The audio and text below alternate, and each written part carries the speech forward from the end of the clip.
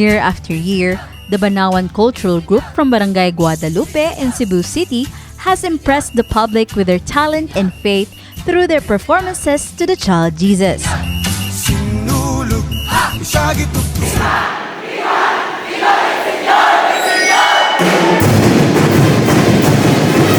On their 6th appearance in the Sinulog Festival this year, the group promises to showcase their creative dance formations, extended arm figures, and choreography while incorporating their concept of catechism, which has been a trademark in their yearly performances.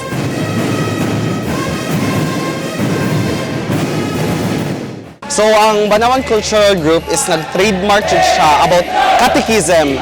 So, mauna siya naila sa Banauan Cultural Group. And this year, the new concepts is, of course, nag-focus mi sa centralized dancing, which is way more creative alang sa mga katawan. Of course, sa paghalad sa kay Senior Santo Niño nga most creative o artistic ways siya sa pagsayaw. 𝗕𝗵𝗶𝗃 added that with the assistance of dance mastering 𝗕𝗵𝗶𝗃𝗃, Joshua Tradio and 𝗕𝗵𝗶𝗃𝗃 and choreographer 𝗕𝗵𝗶, they will be showcasing a leveled up performance for this year's Sinulog.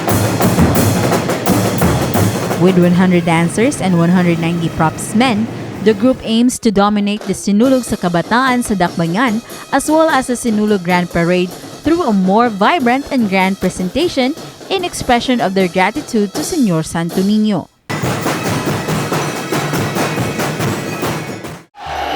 Join me to support our Cebu City government and also para sa pagpasalamat sa atong balaang sus.